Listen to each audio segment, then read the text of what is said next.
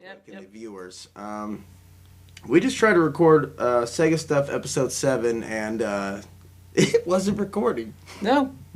It was just played out, not recording. And we said a lot of interesting things. And guess what? If they're not interesting this time, we got them last time. I promise. Yeah. You can't see them, but we were saying them. We were on, man. Everything was... So basically, that last 10 minutes we recorded, that we didn't record, but we were talking, that was the best Sega Stuff episode ever. Yeah, never going to happen again. My God. You can't do that. That's not going to happen again. You guys missed it. It's just... You know what we should do? Make this one a tribute to that. Yes. All right. So in tribute to our lost 10 minutes, the best 10 minutes of Sega Stuff in the history of Sega Stuff, we present to you Sega Stuff Episode 7.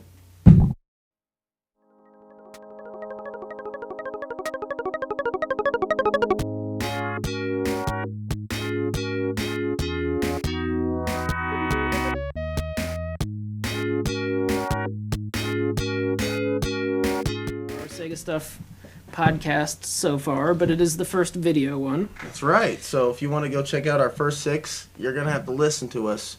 Lucky you. Yeah. You don't have to see these mugs. Mm-hmm. Let's start out with some Sega news. All right. You want to start out? I do. All right. So coming soon to the Vita on October 23rd this year, and it's getting Monkey Ball. I'm a big fan of the Monkey Ball franchise, and this is going to be the next one. I'm pretty excited about it myself. It is going to be the next one. It is, right. There's a little fact for you. I remember playing it back in the day on the GameCube. Yeah, the GameCube. And I think we rented it. We played it for hours. And it was a really different experience from other games. And instead of controlling the character, you would control the actual entire stage or the platform that and you'd roll them around. I don't know what this move was. It's a platform. That's the platform. You got to move the platform. Basically, it was a marble maze game. It was. But there were tiny monkeys inside these balls. And that was ingenious. And it was really just a little bit sadistic. And I liked that. But honestly... It was a little weird. Like, can these monkeys leave the balls? Or is that only when they're dropping onto platforms for points? Yeah, I don't know. And there's like racing mini games, there's battle mini games, there's just all these so many things to do with monkeys and a ball.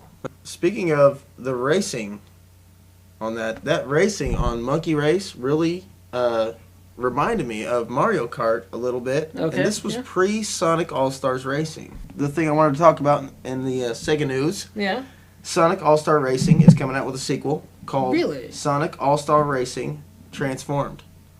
Really long title. It is. Actually, it's Sonic and All-Stars Racing Transformed.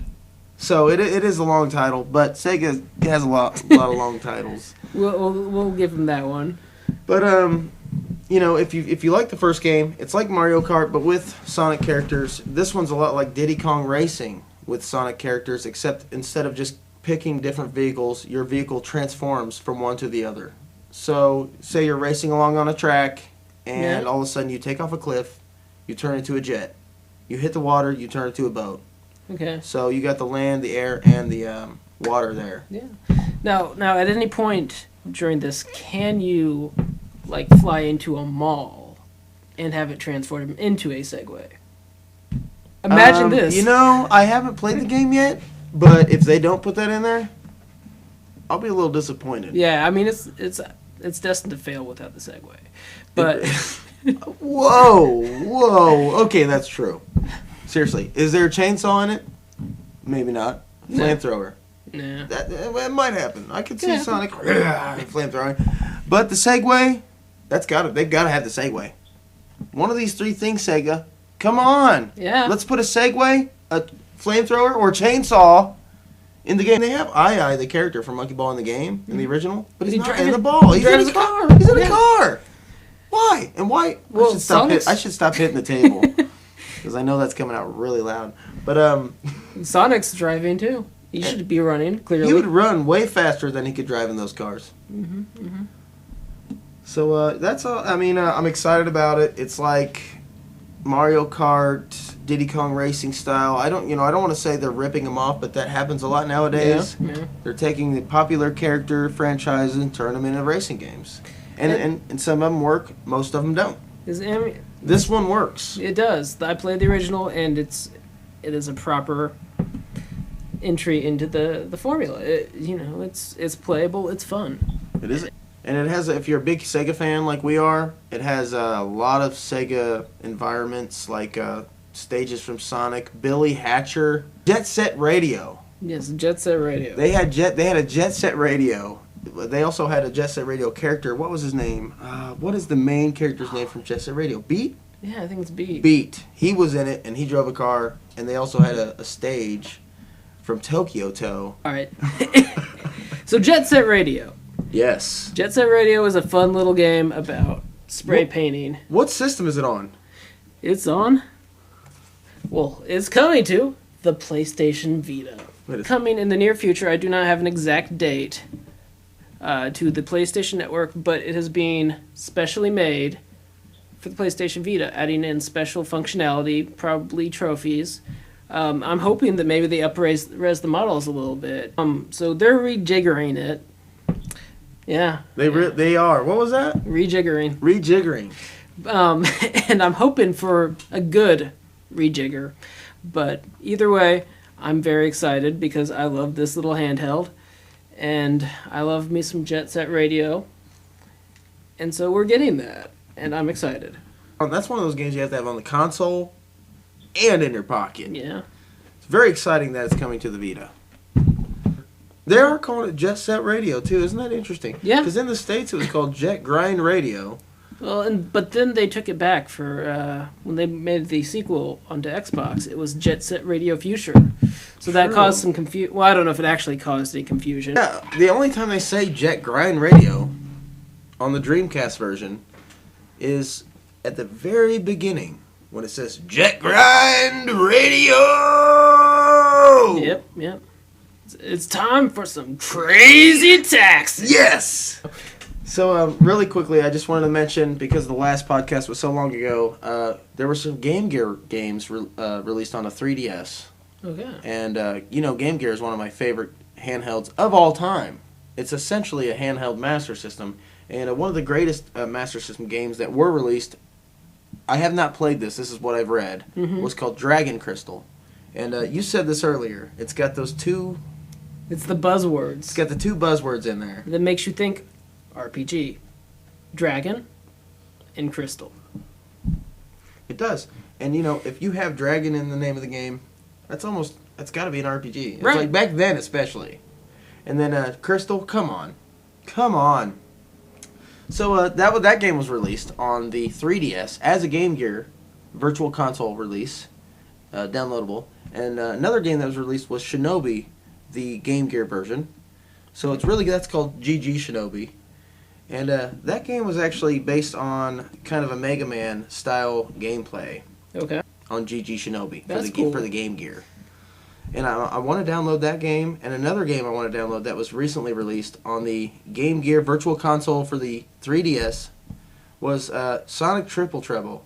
And this is actually not only a good Game Gear game, but one of the best Sonic games ever made. It's like right under Sonic CD. Really? It is. You've never played this, right? I have not, no. You should really look at this. You should look into this, playing this somehow. I don't know. I'll have to look into it. I sadly missed out on the Game Gear, even though I thought it was rad. Everybody was getting Game Boys.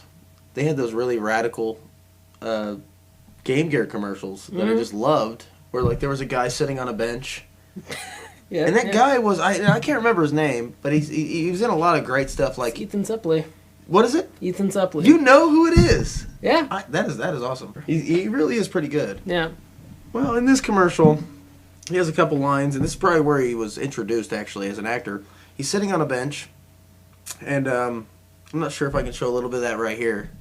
See how that works. That might be right here. So he's sitting on that bench right there. I don't know if this is going to work at all. It might be a still shot. He sits on a bench. It might be a picture of me sitting on a bench. And he picks up a squirrel because he's looking at his Game Boy. There's a dead squirrel on the ground. He looks over at that. He goes, I wish this had color. He picks up the squirrel, hits himself in the face, and just kind of trips out, and all of a sudden sees colors on his Game Boy. And then all of a sudden it's like, whoa, you want colors? Yeah, it's that loud. Or if not louder. I had to edit that, turn that down. That would have blown the eardrums out of your brain. Your brain has eardrums, if you didn't know that. Little fact. But he picks up the squirrel, hits it, and then all of a sudden it's like, hey, you need a Game Gear! Whoa! Colors are all over the place. Sonic. It just blew my mind. I needed a Game Gear. I asked my mom to get me one, and she did. That's awesome. That's good parenting right there. It is. If you don't get your kids a Game Gear today, well, let's face it, you're a horrible parent. Basically, and your kids are going to be hitting themselves in the face with squirrels. It's unhygienic. Can I mention something real quick, Mike? Why, yes, you can, Bryan. Thank you. I want to say you should check out Stig's Game Room on YouTube. This is a really good channel on YouTube. You can find a lot of his shows not only on his channel by searching for Stig's Game Room. Mm-hmm. That's STIG Game Room, STIGS Game Room. But you can also find a lot of his stuff on a website that I'm on now called GamingThugs.tk. I almost forgot to plug that website, but GamingThugs.tk. Are there links up here? There it is. There's the links. Go there. Huh? Yeah. Thank you. You're welcome. And this was started up by a guy named, let's just call him the Sega Stoner. Sega Stoner. And his name says it all. Let's not go too far into it, but he's an awesome guy, loves Sega, loves other things, on top of that. Yeah. And he made a website called GamingThugs.tk.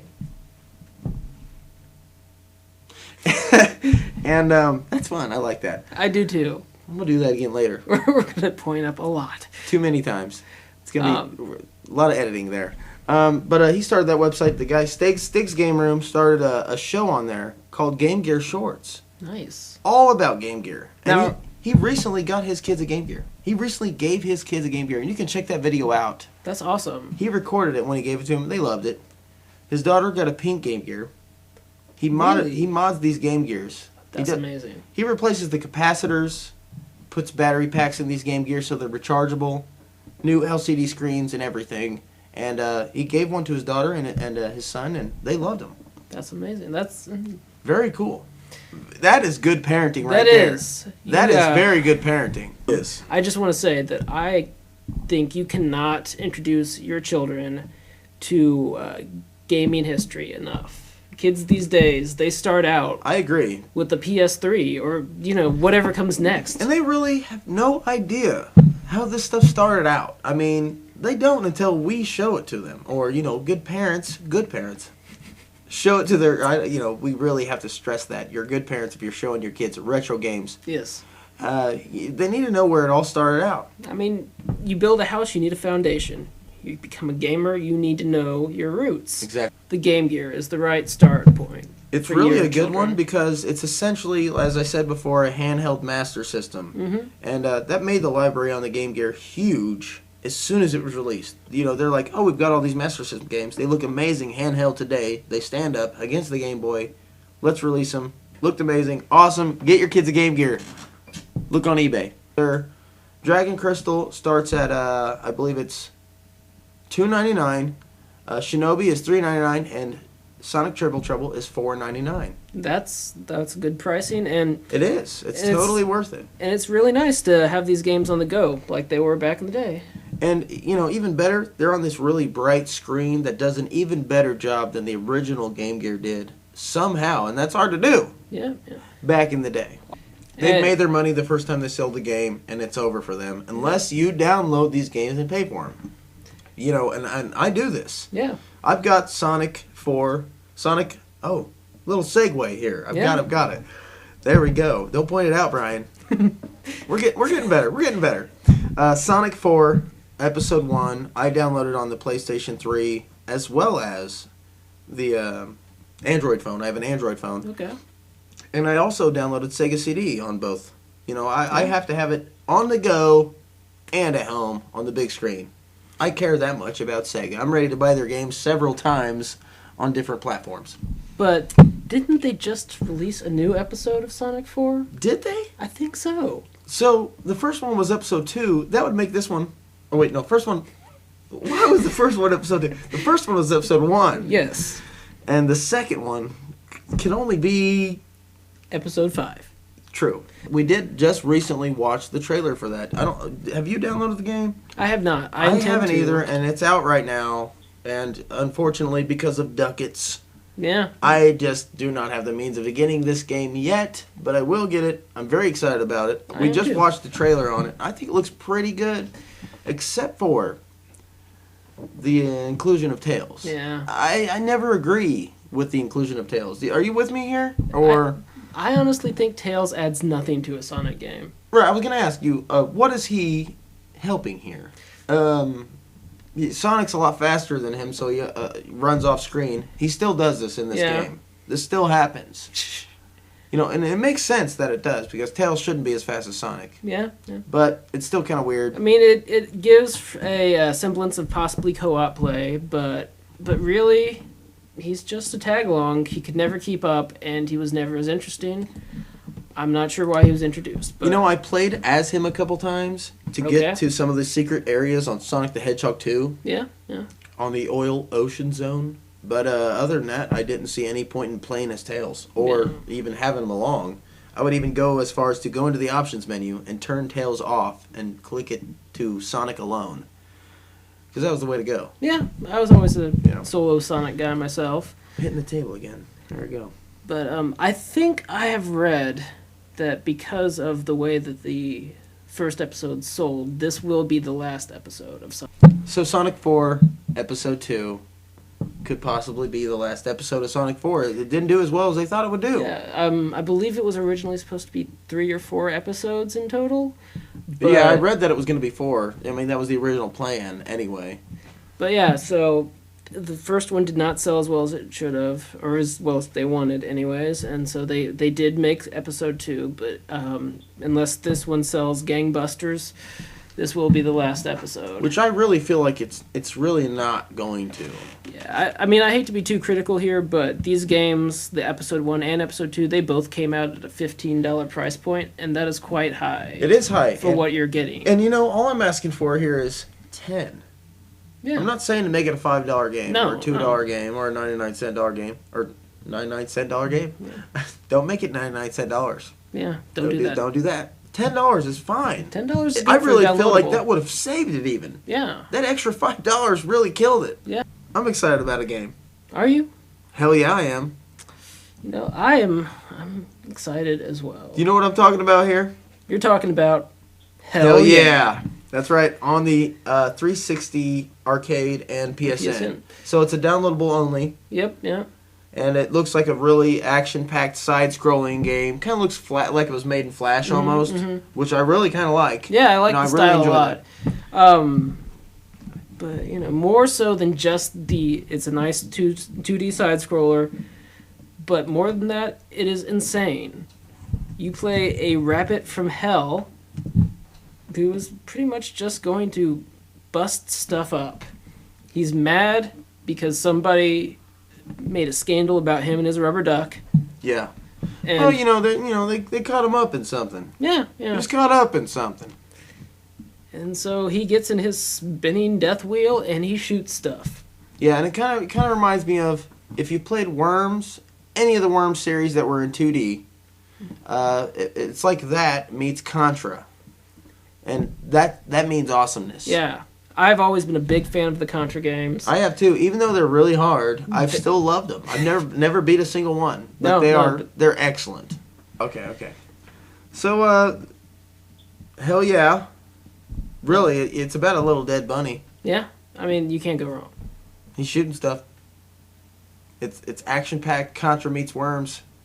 Side-scroller. I love new side-scrollers. I know. Love them. You can't get enough side-scrollers, man. Side-scrolling was all games were once upon a time. And then they got 3D, and they were like, no more side-scrolling. And they tried really hard on those first 3D games.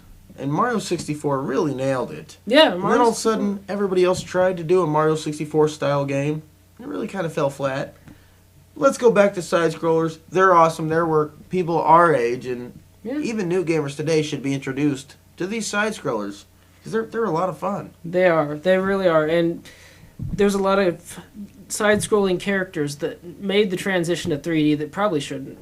I'm going to say something kind of risque right here, but I'm going to say it. Sonic, I don't think should have ever gone 3D. You know, I'm going to have to debate on you with. Okay. I'm a little bit here because.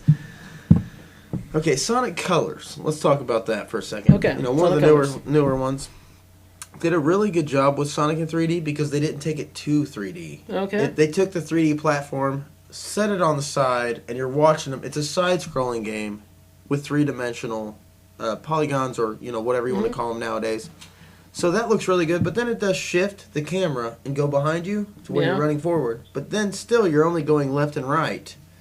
It's still not free roaming. They did good on that 3D, but now that they toned it down. Now, Sonic Adventure had a lot of problems.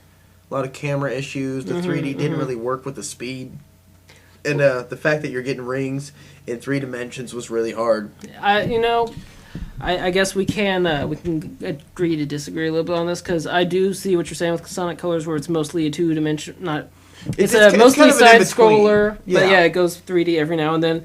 My issue was just the full 3-dimensional, True. Sonic's good in a straight line. That's really where Sonic shines. It really is, and you can concentrate on side-scrolling Sonic. You can concentrate on hitting those bad guys, getting the rings, getting to the end of the level. There's not a lot of extras, and there shouldn't be in Sonic. Yeah. They don't need to make Sonic too deep. Yeah. Which they've done.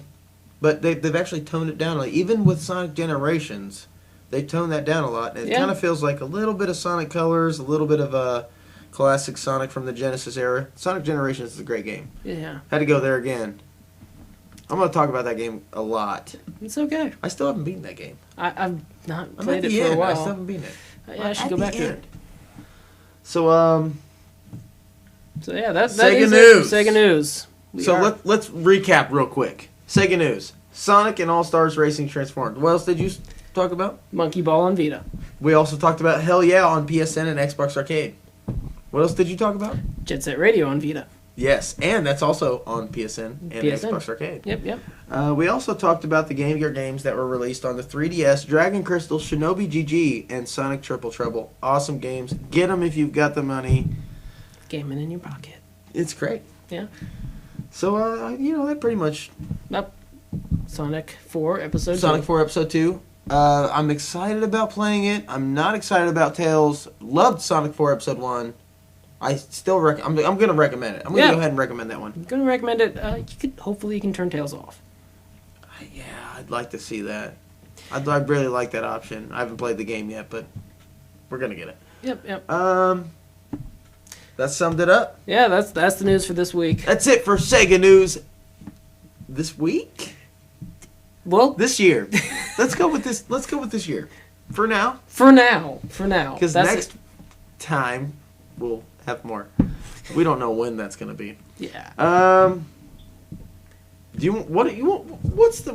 are we going next with this, Mike? Where are we going next? I want to leave this up to you and just totally take myself away from it. Well, Bryan, I think that we should discuss a retro game.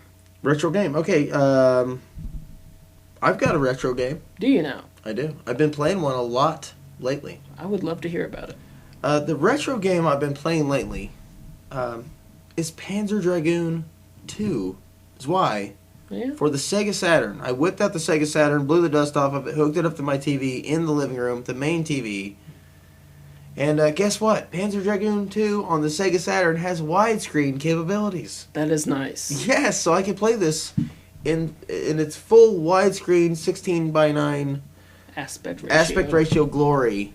Enjoy it, and it looks pretty good. It's an old aspect ratio stretch instead of a new resolution exact. Yeah. If that makes sense, but it still looks really good, and it's hard to find old games that support widescreen. Yeah.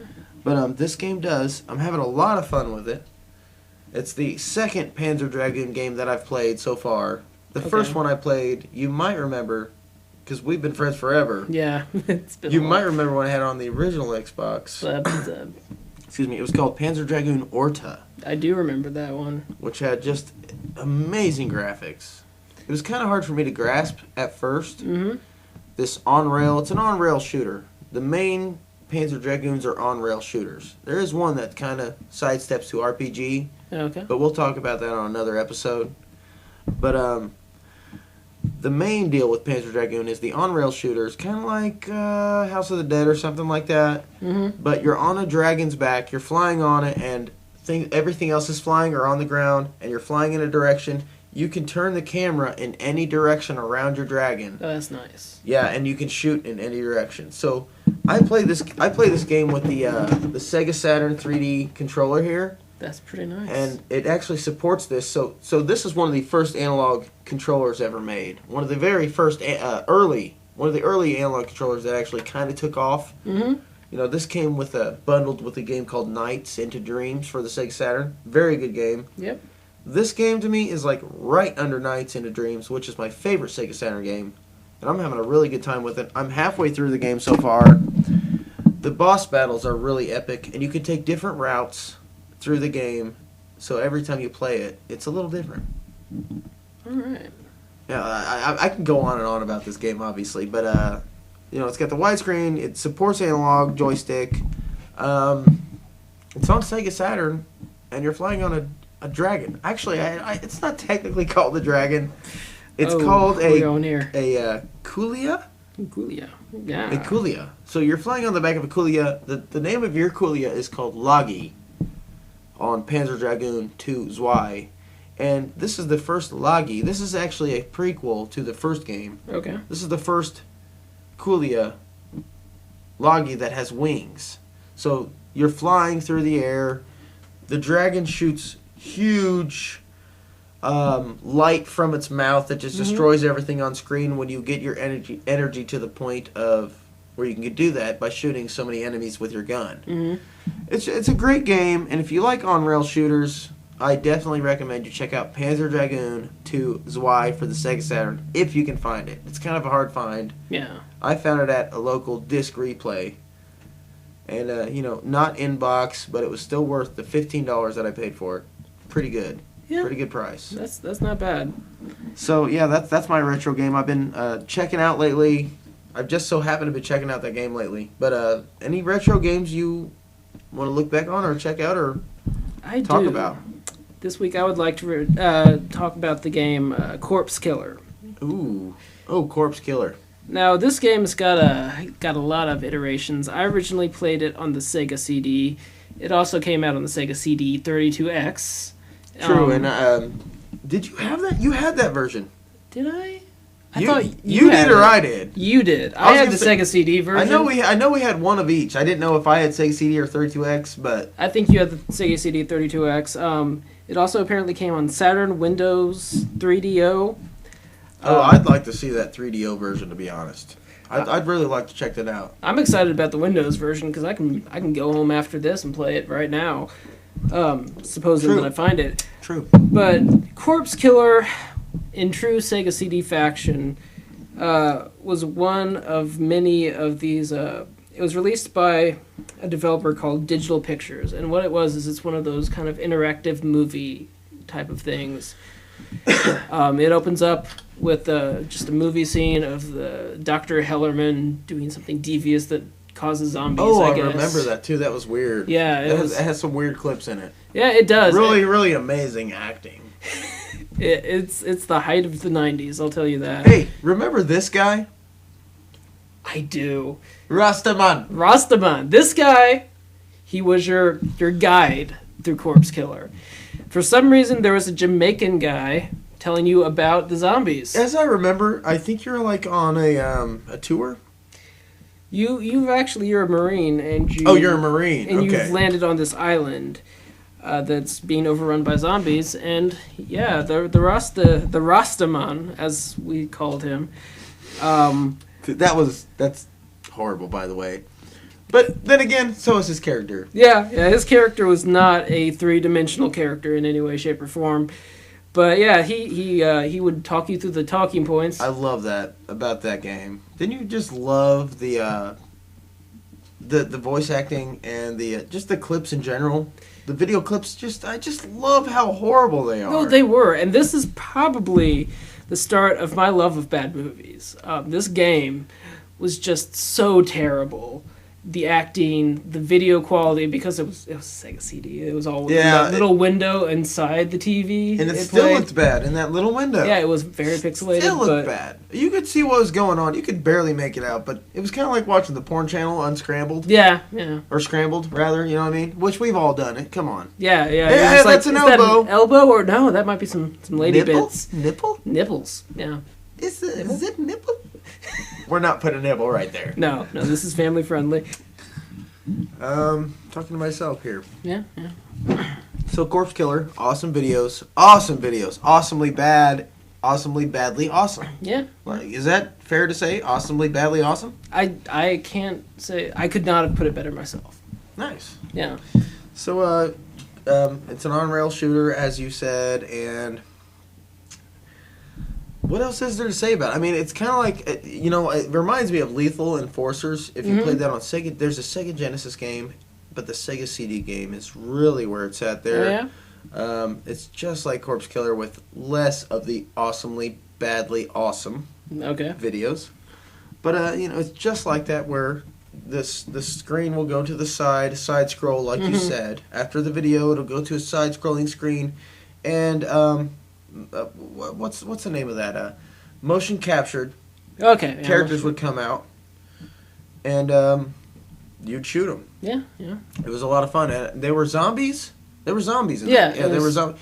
One of the first that was pre House of the Dead, wasn't it? Yeah. Sega CD. Pre House of the Dead. Yeah. I don't know if that's a fact, so don't quote me on that. But I played. I saw it before House of the Dead. It is, I believe, very close to the same time, but I think it might be first. I'm pretty sure I heard of Corpse Killer before I did House of the Dead. You're gonna hear us talk about House of the Dead a lot. This guy right here loves House of the Dead. I'm a big House of the Dead fan myself. Corpse Killer, yeah, check it out. It's on Windows, so there is a viable platform to play it today. You may be able to find it on the internet. They have this thing called the internet. What was that? A wink? Let's do a double wink right here. I'll do it too. Ready? The internet. So. You know what's awesome, Mike? I know many things that are awesome, but. Try again. Hey, Mike. Yes, Bryan. Do you know what's awesome? Birthday cakes are awesome. No. Birthday cakes are awesome. Birthday cakes. So, you know what else is awesome? Well, that's some Cibo-Matto, which was also on an awesome game, an awesome band on an awesome game called Jet Set Radio Future for the Xbox, the original Xbox. Let's check out a Sega tune right now. Let's do it.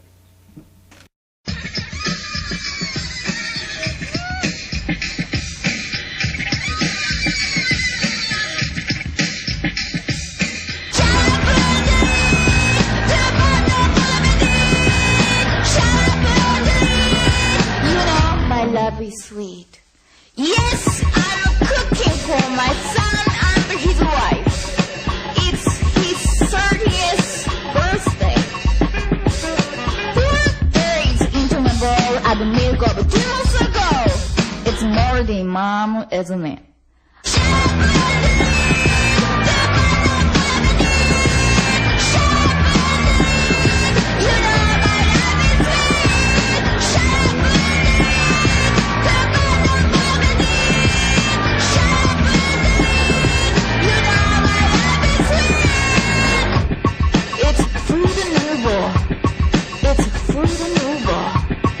The shape of love.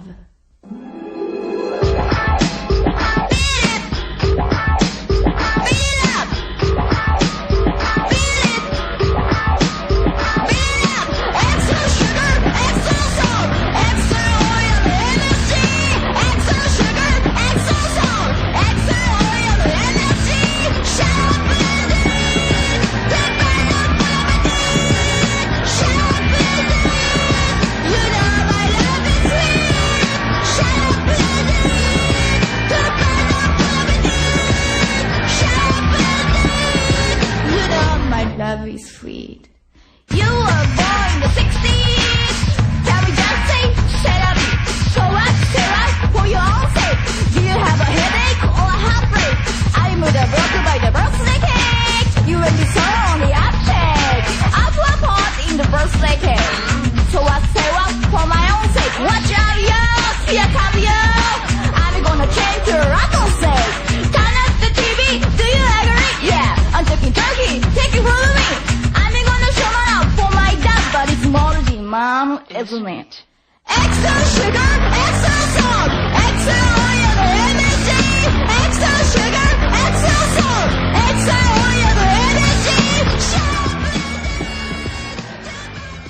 That was a great Sega Stuff tune. Yeah. It was. Birthday cake. Who doesn't like birthday cake? And who doesn't like Supermato? Exactly. Even more so, who doesn't like Jet Set Radio Future? Do you like it? I do. Let me see. Let's see your hands. Everyone, who likes it? 2, 3, 4, 5, 6, 7. Where'd that other one come from? Let's all hope that you like it. Jet Set Radio. You really need to check it out on the Vita because it's coming out on the Vita. Extra controls added there, as Mike was talking about earlier on one of his Sega News presentations. They're adding touchscreen controls to the Jet Set Radio game. On the Vita only. Yeah.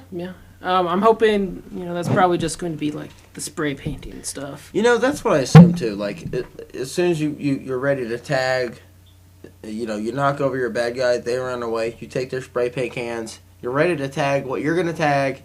I'm assuming it goes into touchscreen mode to get those Street Fighter style swoops down. Yeah.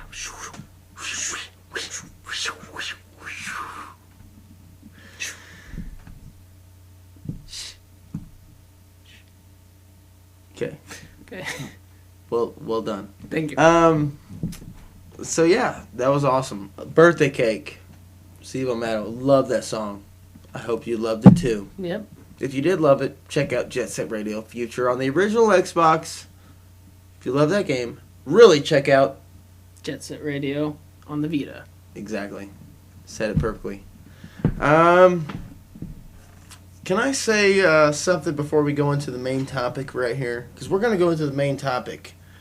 After every Sega tune, for those of you who haven't seen us before, which of course you haven't because this is episode 1 of the video podcast, episode 7 of the audio podcast, it's a conundrum. If you haven't been with us before, listened or saw, we usually go into the Sega tune, then we talk about our main topic, but I got to stop us right there, Mike. Okay. I've got something pretty awesome to talk about. What is it, Bryan? I mentioned him earlier in the show. His name is the Sega Stoner. The Sega Stoner. He's a good guy. I like him. He is a good guy, and he's a lovable guy. You watch him on his YouTube channel, and you just like him. Yeah. How can you not like him?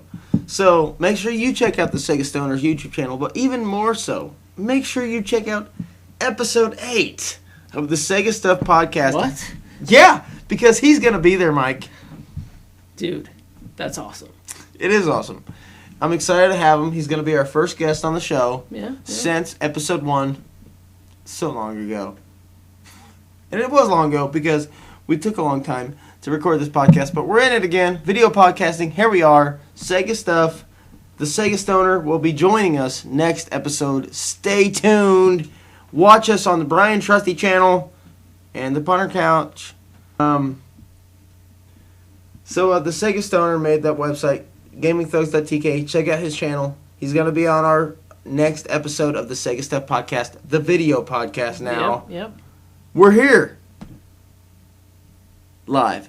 Except pre-recorded. Well, that's exciting. So I just had that announcement. So did you want to move on to the main topic? The main topic. Let's go to the main topic of the day. The main topic of the day is House of the Dead. Ooh, House of the Dead is a good choice. Now, this is a long-running series on many Sega platforms, starting, I think, in the arcade. Yeah, I believe so. And still to this day, most heavily traveled in the arcade. It's a very popular arcade title. It's actually considered an arcade shooter, I would say. Yeah, it really is. It's an on-rail shooter. You take guns, you shoot zombies. There might be a house involved. You know, I think there are several, but I'm not sure which one is the House of the Dead. It's the House of the Dead. The House of the Dead. I don't know. Doesn't really matter. No. Shooters. You know, House of the Dead started in the arcade, made a huge name for itself in the arcade, eventually came to the Sega Saturn, and me and you played the first one on the PC, right? Right. It was You on the had PC.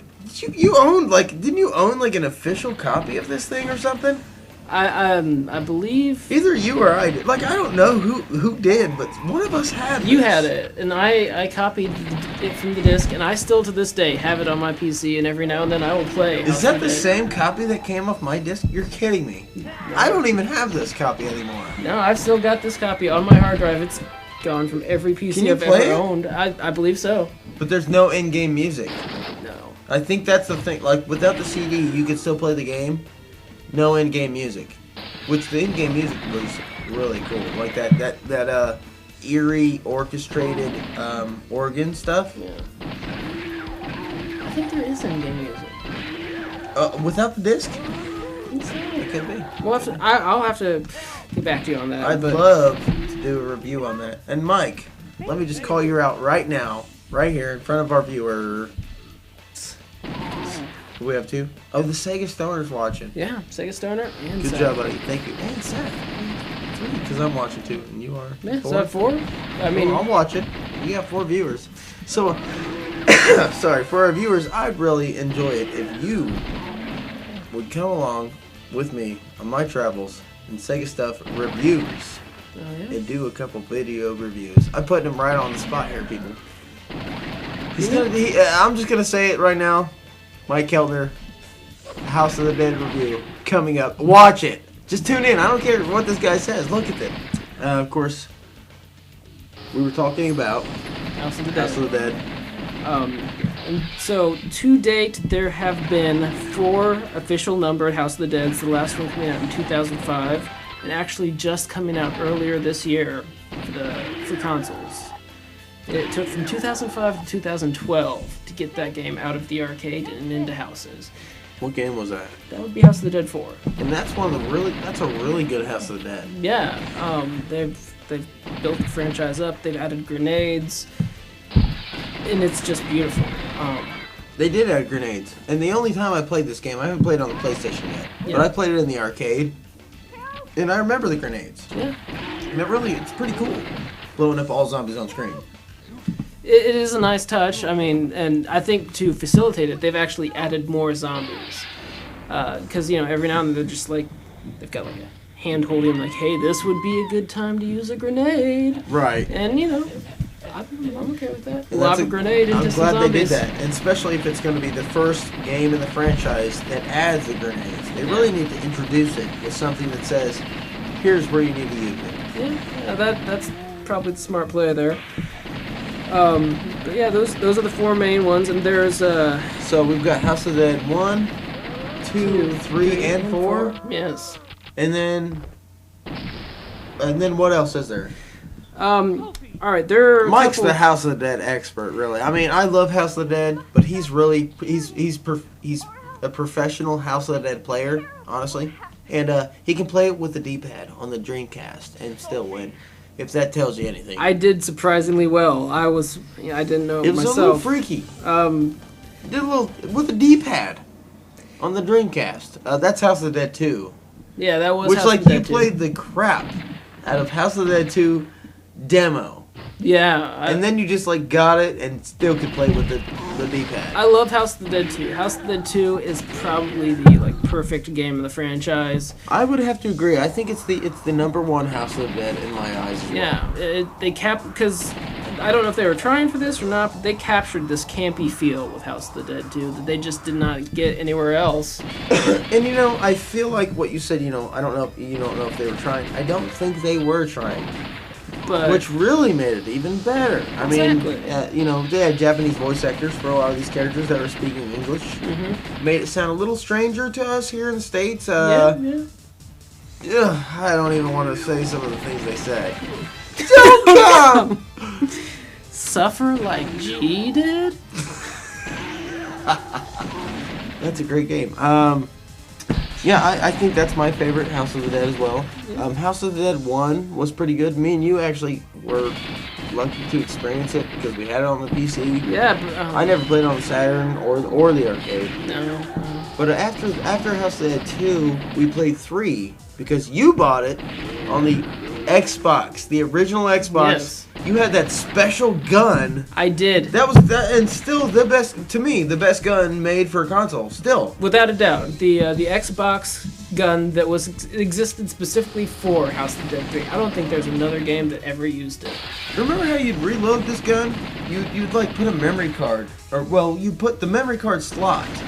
This year, House of the Dead 3 came out on the PlayStation Network, as did House of the Dead 4, and they have built-in move support.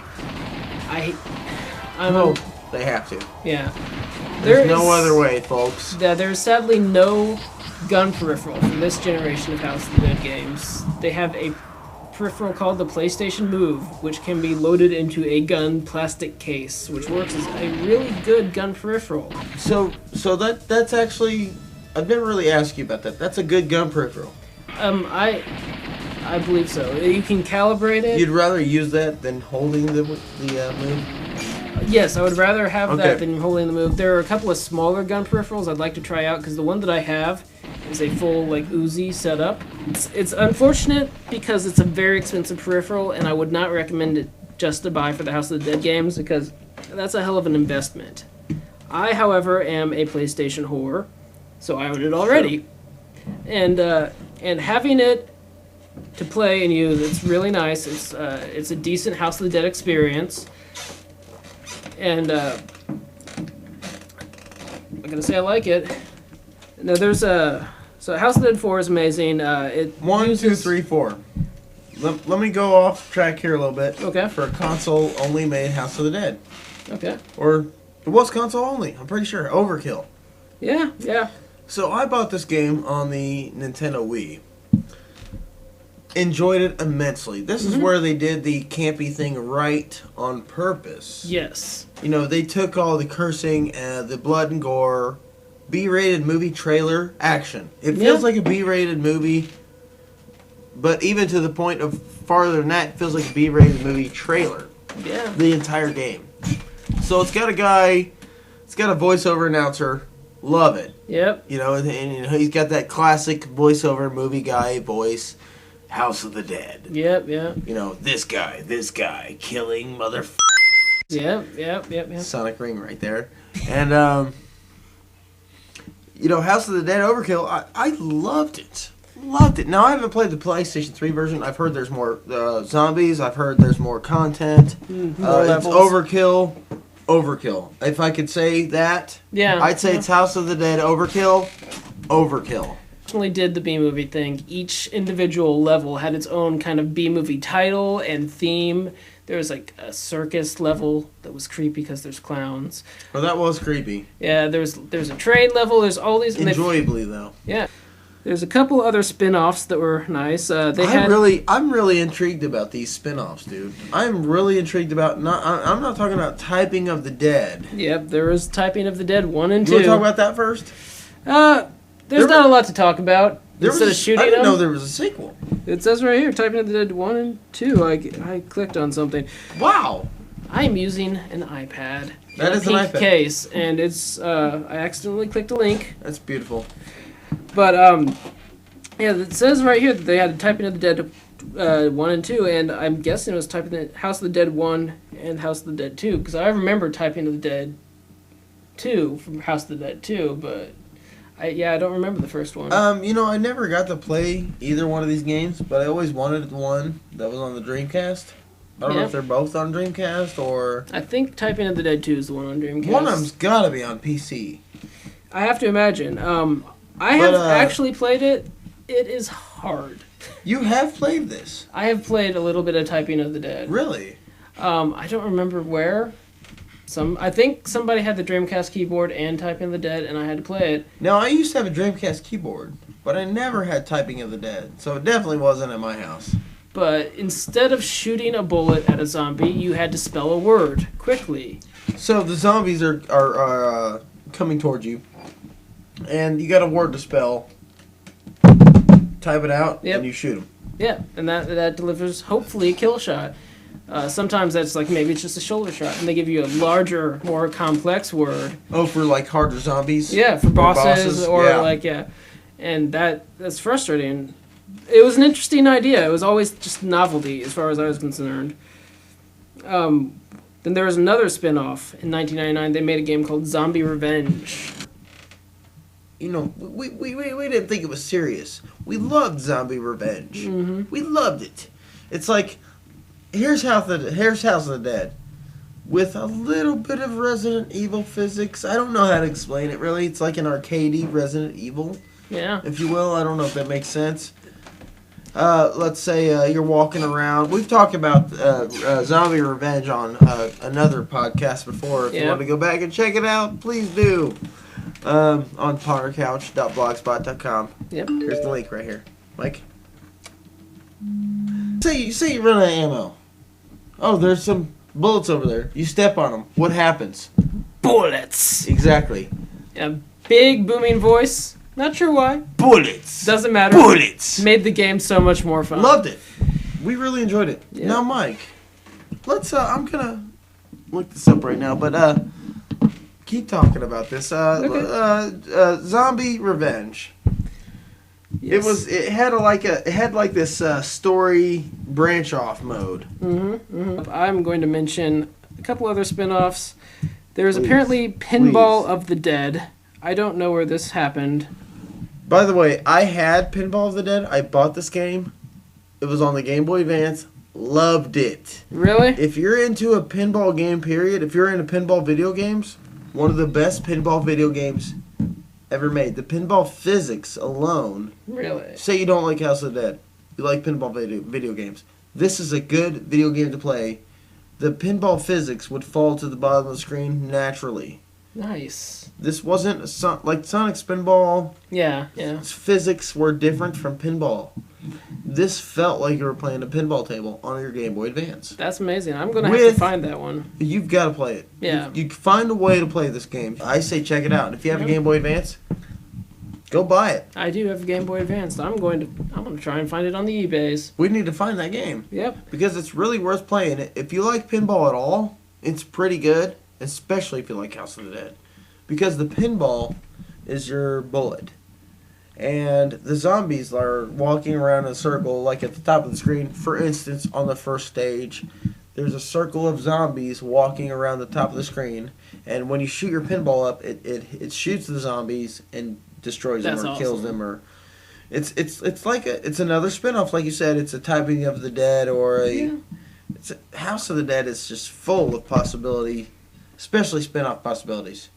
It's great. And then there's one last spin-off that I just today learned about, and I'm sad. There's a spin-off called House of the Dead EX. It came out in 2009. It is, so far, a Japan-only arcade cabinet where you play as two zombies in love. I don't know all the details. It looks very anime-based from what I've seen of it. I want to play this game. It's kind of like a very visual hand-drawn game. Yeah. It's a House of the Dead mini game, almost. Yeah. A little bit bigger and more full-fledged than that, I would say, but it is a House of the Dead spin-off, toned down. It looks really awesome. It does. I'm super excited to play it.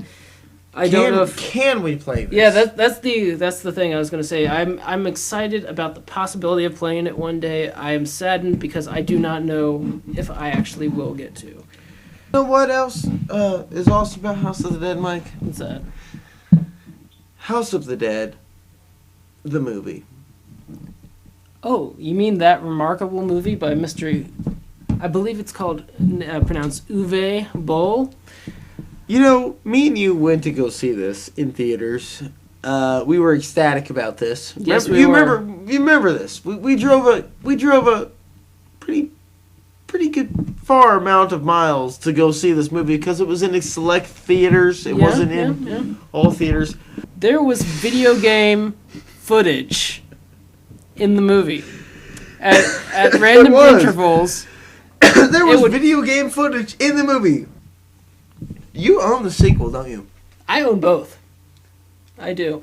I'm going to say this. A lot of people don't agree with me, but I enjoyed House of the Dead as a bad movie. You know what? I can agree with you on this. I actually enjoyed it.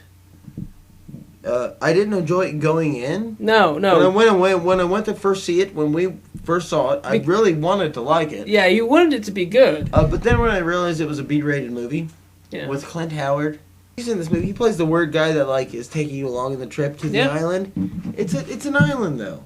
Yeah. Where's the house? There is a house.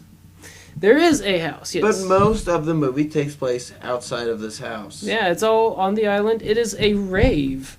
I would say most of the movie and if you see this movie, House of the Dead, just go check it out. Just fast forward to where they get to the island. What is that? Oh, that's my kitty cat. My kitty cat's making muffins on the scratching post over there. I can't say that. Can you? Everyone should watch this. Are we talking about 2 or 1 now? 1. Yeah, no. House of the Dead in general. Not everybody should watch it because it is, generally speaking, a terrible movie. And if you have no patience for that sort of thing, you're going to be upset if you watch it. So, now if you can go in with a couple of beers in you, and this is coming from somebody who doesn't drink, but if... Speaking of which, somehow, the Sega Stoner is going to be on our next episode. Mike, are you excited about this? I am excited. So this is a video podcast. The Sega Stoner is going to be on the next episode, whether he likes it or not. Exactly. Are we going to force him? There might be some force involved. I think there's got to be some basement sounds involved and much force. But yeah, I'm excited. I was happy to hear that we've got another fan. Another 2 fans, actually. I hear that his wife has listened to our podcast as well. Yeah, very nice. And yeah, we thank you. We enjoy. Extra thank you. Yeah, that's why we're making this video podcast, because of viewers and listeners, rather. Yeah, our viewers, our listeners, they've wanted another podcast. Which, by the way, this is Mike's first video debut. Yep. Yeah. We're seeing this amazing, beautiful face. We've heard this voice so many times. We've wanted to see a face. Let's see it right now. Here it is. It's my face. It's awesome. But yeah, so I'm excited. I think we've had a good podcast here. It came out all right. Yeah. It came out okay. You know what? We talked about some Game Gear games coming on the 3DS. Yeah. We talked about what else did we talk about, Mike? Let me see here. Some games on the Vita. We talked about Hell Yeah coming on PSN and the 360 arcade. Yep. Yeah. We talked about the retro game Panzer Dragoon 2's Y, and you were talking about Corpse Killer. Oh my gosh, Corpse Killer. That's Sega CD, Sega 32X CD. So you have to have a Sega CD and a 32X to play that version of the game. I think we might have failed to mention that, but that was a slightly better version of that game. Yep. Yeah. Well, now I'm going back into Corpse Killer. Corpse Killer, check it out. It's a great game. It's a great collectible. Yeah. Any questions or requests for the show, please email us there as well. Sega Stuff at gmail.com. So we talked about that. We talked about Panzer Dragoon. We listened to our Sega Stuff tune, which was Birthday Cake by Sibo Matto. Sibo Matto. Geoff will appreciate that one, and there's only one person who knows what I'm talking about here. There's only one Geoff. Yep. That's pretty dedicated right there when you're talking about one person. Check out the Sega Stoner coming up on our next episode. Make sure you check that out. Let's do it. Sega Stoner. Sega Stoner. Hello. And also, really big thanks to Sethipus, the starter of the Ponder Couch blog. I mean, let's give a point to his face. Yeah, Look at this. Look at that beautiful man. That, yeah. Give him a look. Without this man, we would not have a place to put the Sega Stuff. True. You know, there were 3 Or episodes. my heart. Or my heart. Yeah.